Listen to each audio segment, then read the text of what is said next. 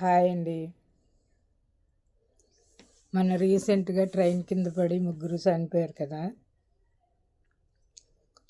వాళ్ళు ఎందుకు చనిపోయారంటే ఆ పెద్దామని వాళ్ళ అన్నయ్య రోజు టార్చర్ పెడుతున్నాడంట ఫోన్ చేసి.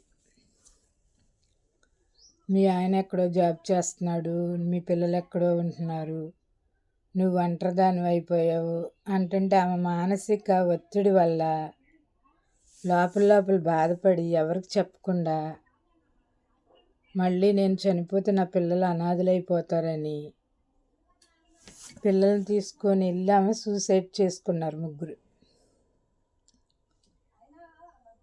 తోడబుట్టిన వాళ్ళే టార్చర్ పెడితే ఎలాగండి? తోడబుట్టిన వారు టార్చర్ పెట్టకూడదు, వాళ్ళకి ధైర్యాన్ని చెప్పాలి. నువ్వు ఒంటరిదానివి ఎందుకమ్మా, మేమున్నాము అని ధైర్యాన్ని ఇవ్వాలి. ఎందుకండి ఒంటరి వాళ్ళు? ఇప్పుడు ఫోన్ ఉంది, గంటకి వీడియో కాల్ చేసుకొని మాట్లాడవచ్చు, లేకపోతే ఫోన్ చేసుకొని మాట్లాడవచ్చు. ఎందుకంటే ఒంటరి వాళ్ళు? ఆమెకు మంచి లైఫ్ ఉందండి, మంచి జాబ్ ఉంది, జాబ్కి వెళ్ళి రావచ్చు, తర్వాత ఫోన్ మాట్లాడుకోవచ్చు. ఎందుకండి ఒంటరిగా అవుతారు?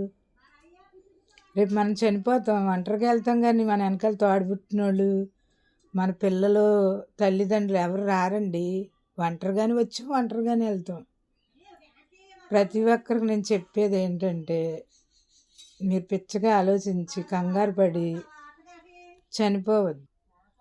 చావే పరిష్కారం కాదండి, ధైర్యం ఉండాలి, ధైర్యంగా బతకాలి. అప్పు ఉందనుకో, ఇవ్వాలి కాకపోతే ఇంక 10 సంవత్సరాలు తీరద్దు, ఏమవుద్ది? అంతకని ఆ అప్పోళ్ళు మిమ్మల్ని ఇబ్బంది పెడుతుంటే ఎవరైనా తెలిసిన పెద్దోళ్ళకి చెప్పండి, లేకపోతే పోలీస్ స్టేషన్కి వెళ్ళి వాళ్ళకి కంప్లైంట్ ఇవ్వండి, మమ్మల్ని ఇబ్బంది పెడుతున్నారు, మాకు ఆర్థిక ఇబ్బందుల్లో స్తోమత లేదని చెప్పుకోండి. అంతేగాని పిరికి వాళ్ళలాగా చనిపోవద్దండి. చదువుకున్న వాళ్ళు కూడా పిరికితనంగా ఉండొద్దు. తల్లి తండ్రి పోతే రారండి, తోడబుట్టిన వారు పోతే రారు. భార్య పోతే వస్తుంది, పిల్లలు పోయినా పిల్లలు వేరే దానికి పుడతారు, భర్త పోతే భర్త వస్తారు, తోడబుట్టిన వారు రారు. ఆ తోడబుట్టిన వారు ఆర్థిక ఇబ్బందుల్లో ఉన్నారనుకో, ఒక తల్లికి 3-4 పుడతారు. అందరికీ జాబ్ ఉంటుందని లేదు, వాళ్ళు ఒకరికి జాబ్ ఉండదు అనుకో, వాళ్ళ ఆర్థిక ఇబ్బందుల్లో ఉన్నప్పుడు ఈ వెనకాల ఉన్న వాళ్ళకి స్తోమత ఉందనుకో, మనిషికో 10,000 5,000 వేసుకొని వాళ్ళ ఆర్థిక ఇబ్బందులను తీర్చండి. మీ అందరూ ఒక చోట కూర్చొని, నీకు ఎంత అప్పు ఉంది అంటే కొన్ని ఒక 50,000 ఉంది, మనిషికో 10,000 వేసుకొని మీ అందరూ మాట్లాడుకొని మీ తోడబుట్టిన వాళ్ళకి ధైర్యం చెప్పి ఆ అప్పు మీరు తీర్చండి. తోడబుట్టిన వారు పోతే రారండి మళ్ళీ. ఎవరిని మీరు ఇబ్బంది పెట్టొద్దు, ఎవరిని టార్చర్ పెట్టొద్దు. పెళ్ళి అవ్వలేదు, పిల్లలు పుట్టలేదు, అదేంటి అలా ఉంది, ఈడేంటి అలా ఉన్నాడు అని ఎవరిని ఇబ్బంది పెట్టొద్దు. అందరూ మాట అంటే పడేవాళ్ళు ఉండరు, ఉండరండి.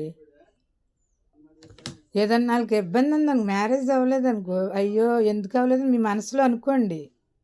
లేదా వాళ్ళకి పిల్లలు పుట్టలేదంటే అయ్యో ఎందుకు పుట్టలేదని భగవంతుడికి మీరు మొరపెట్టండి. పోనీ మీరు సహాయం చేసిన మీ రూపంలో మీరు గుడికి వెళ్తారు కదా, పోనీ అయ్యో పలానా ఆమెకు పిల్లలు లేరు, పలానా ఆమెకు మ్యారేజ్ లేదని దేవుడికి చెప్పండి, ఆయన ఆలకిస్తాడు. మీరు డైరెక్ట్గా వాళ్ళ దగ్గరికి వెళ్ళి పెళ్ళి అవ్వలేదా, పిల్లలు లేరా, ఏంటి ఇలా ఉన్నావు, మీకు డబ్బు లేదా, మీకు ఆస్తి లేదా, ఎంత సంపాదించిన చిన్న బంగారం ఎలా కొంటారండి?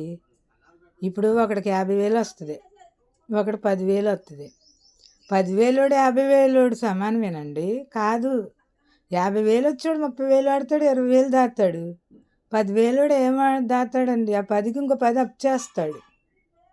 అయినా మీరు ఒకళ్ళని అనడానికి సరిపోరండి. ముందు మీ కుటుంబాన్ని, మీ పిల్లల్ని, మీ భర్తని, మీ గురించి ఆలోచించుకోండి. ఎదుటివారి గురించి ఎప్పుడు ఆలోచించొద్దు. గబెక్కిన వాళ్ళు ఏమన్నా చేసుకొని చనిపోతే వాళ్ళకి బాధ్యులు మీరే. మీరు జీవితాంతకాలం మీ పిల్లలకు మీకు శాపమై తిరుగుతుంది మీ కుటుంబం చుట్టూరు. అందుకే ఎవరిని మీరు ఏం అనొద్దు. మీ తోడబుట్టిన వారు కానీ మీకు సాయం చేసే గుణం ఉంటే చేయండి, లేకపోతే లేదు. ఎవరైనా వీడికి స్తోమత ఉంది ఇస్తాడంటేనే అడుగుతారండి, లేకపోతే ఎవడో అడగడు. అవి మీకు ఇంట్లో పిల్లల్ని పెట్టవండి.